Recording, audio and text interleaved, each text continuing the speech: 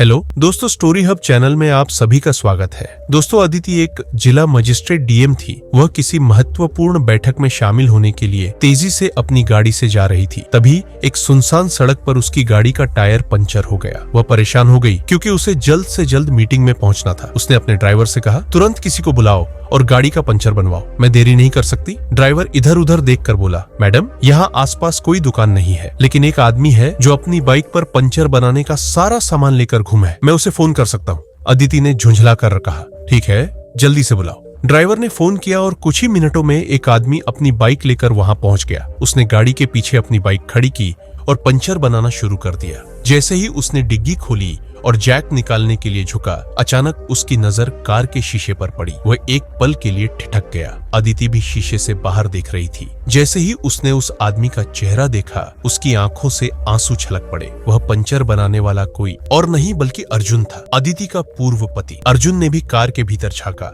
और अदिति को देखकर स्तब्ध रह गया। कुछ क्षणों तक दोनों एक दूसरे को देखते रहे, लेकिन अर्जुन ने बिना कुछ कहे गाड़ी का टायर ठीक करना जारी रखा। जब पंचर बन गया तो ड्राइवर ने अर्जुन से पूछा, भाई साहब कितने पैसे हुए? अर्जुन ने सिर हिलाया और कहा, पैसे की जरूरत नहीं है, बस मैडम से कहिए कभी हमें मदद की जरूरत हो तो याद करें। अदिति गाड़ी से बाहर आई। उसके हाथ में एक लिफाफा था। उसने ड्राइवर को दिया और कहा, इसे उसे दे दो और कहो कि इसमें मेरा नंबर लिखा है, अगर कभी कुछ चाहिए हो तो फोन कर सकता है। अर्जुन ने लिफाफा लिया, चुपचाप बाइक स्टार्ट की और चला गया। अदिति के दिल में पुरानी यादें उमड़ने लगी। वह अर्जुन से बेतहाशा प्यार करती थी। दोनों ने प्रेम विवाह किया था, लेकिन परिवार की ऊंच नीच, अमीरी गरीबी की खाई ने उनके रिश्ते में दरार डाल दी। अदिति की माँ उसे समझाती रही कि अर्जुन उसके लायक नहीं है। धीरे धीरे झगड़े बढ़े और आखिरकार तलाक हो गया। तलाक के बाद अदिति ने पढ़ाई जारी रखी और डीएम बन गई। इधर अर्जुन का जीवन बिखर गया। उसकी आर्थिक स्थिति इतनी बिगड़ गई कि उसे अपनी पुश्तैनी जमीन तक बेचनी पड़ी। आखिरकार उसने गुजारा करने के लिए पंचर बनाने का काम शुरू किया।